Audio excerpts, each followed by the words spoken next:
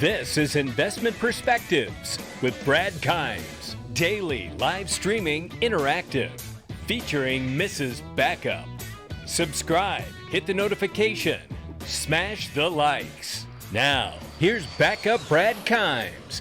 Come on in.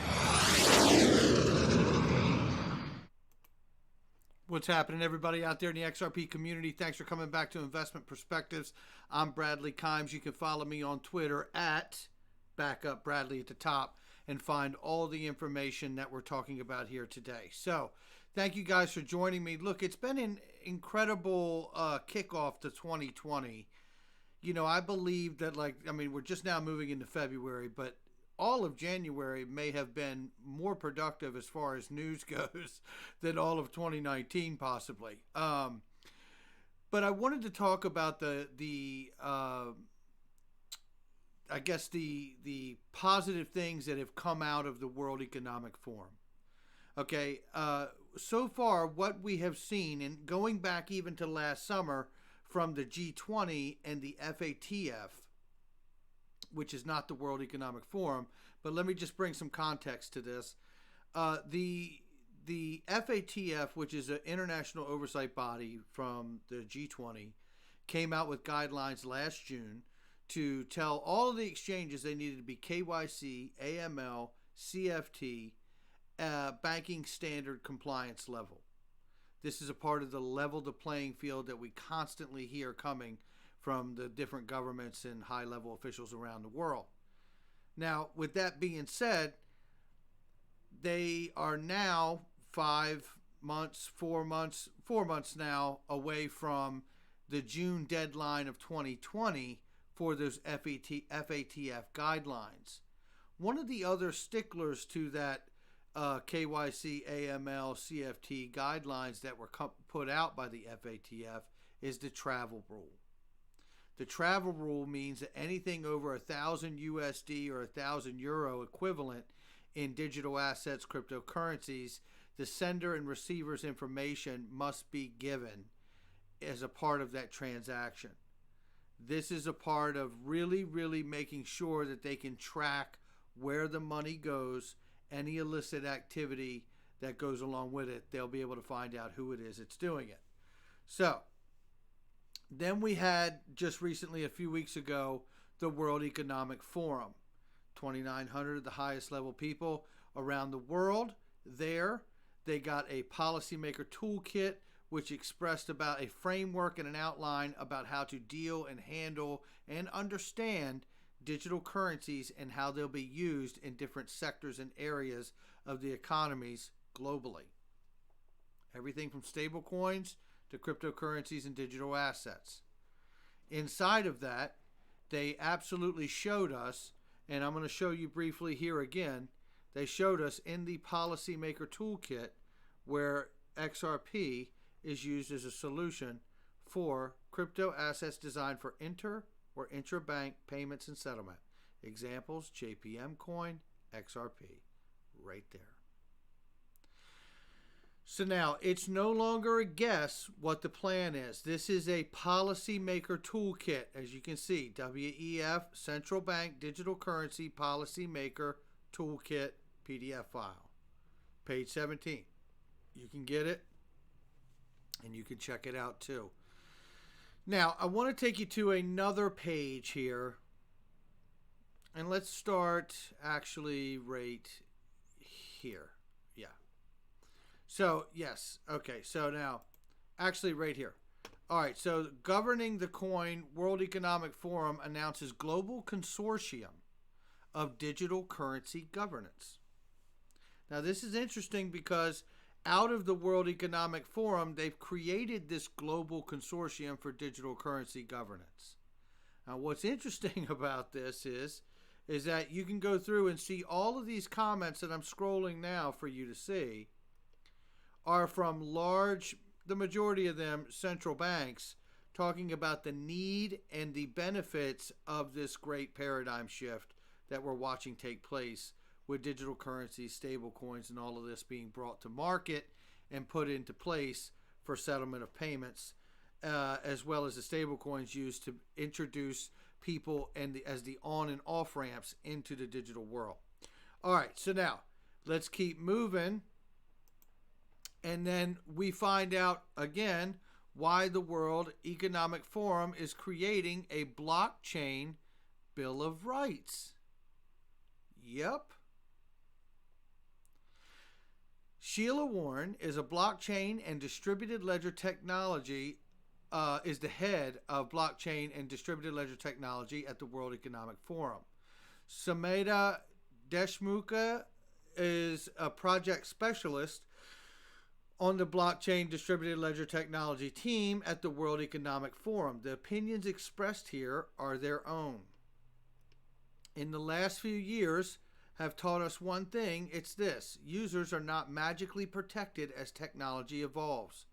Rather, user protection is something that occurs as a result of intention, commitment, and deliberate design. Without the dedication from the outset, the trajectory of the technology's developments often does carry significant far-reaching consequences.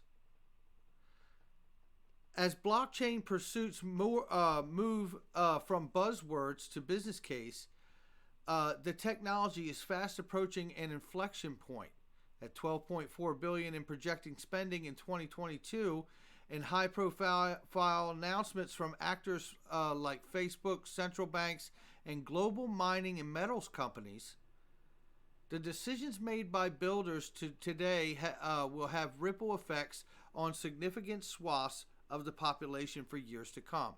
In fact, blockchain has already experienced the consequences of not designing with the rights of users in mind. In 2017-2018, the sudden rise and subsequent fall of initial coin offerings, ICOs, provide a case study of what can go wrong with instances of fraud. Unsustainable business models and significant losses to non-savvy consumers. For example, one 2018 study identified more than 80% of ICOs conducted in 2017 as scams. The potential for misuse caught the attention of legislators and policymakers, but in many instances it was too late. If the blockchain is truly looking to scale, it's in the next phase. Repeating these mistakes is not an option. What's at stake? The next wave, the new wave of developments offers an opportunity to correct course. However, if organizations in a rush to act first don't learn from the past, the technology faces several existential threats. Risk to users: the world has learned the hard way that the bottom line protection for users need to be considered at the outset of production design or product design, especially when it comes to data. Blockchain's properties as a foundational technology make these considerations particularly important given the harm and follow-on effects that can come from potential breaches. Potential for transformational change can be undermined. Those with sophisticated knowledge may have the opportunity to exploit their advantages, whether to intentionally harm consumers or to suppress the market through anti-competitive actions. This behavior weakens the very premise of decentralization, which was initiated to provide censorship resistance, privacy, and a level playing field for entrants. Well, there's that term again. Widening existing gaps. Transformation is most likely to happen in places that can leapfrog, like high-growth economies. Despite talk of the potential for financial inclusion, if not designed carefully, blockchain can lead to further exclusion and exploitation in vulnerable populations. What can be done? As with any technology, the ultimate promises and perils of blockchain technology will come down to individual decisions made across its strategy, development, and implementation. It is impossible to control all these design choices, but there is still room for alignment among key players or what the minimum standards for the technology should be.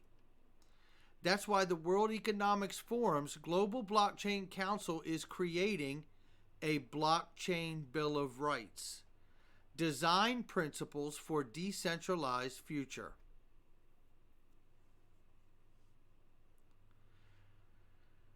The Global Blockchain Council from the World Economic Forum is creating a blockchain Bill of Rights, design principles for a decentralized future. Yeah, I said that twice.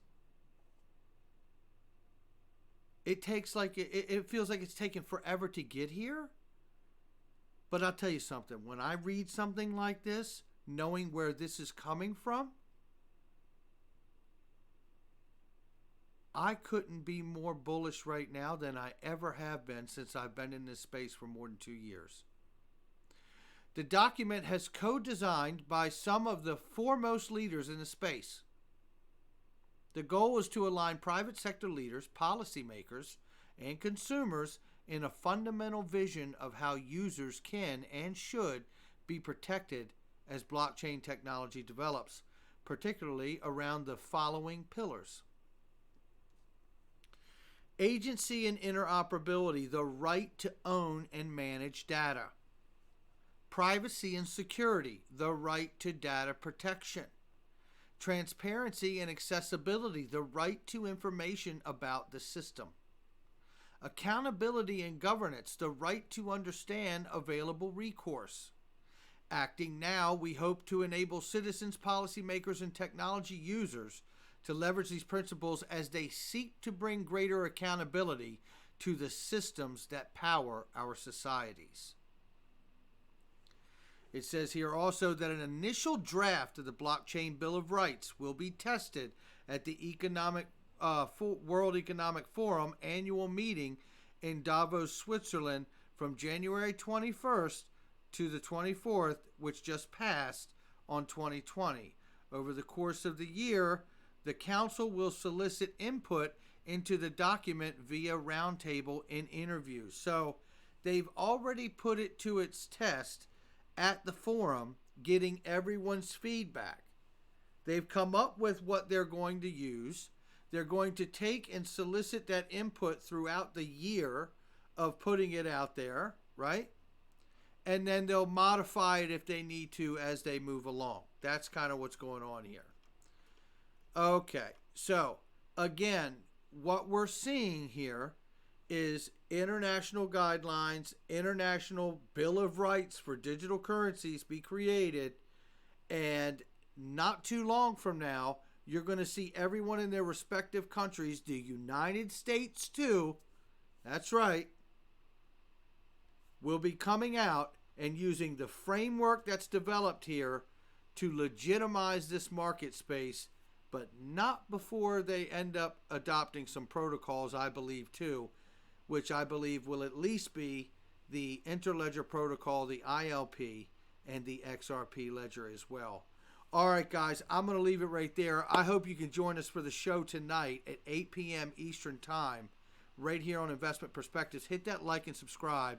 Let's hit 12K subs in no time, and let's keep this conversation going. It's getting very, very exciting. I will see you all tonight at 8 p.m. Take care.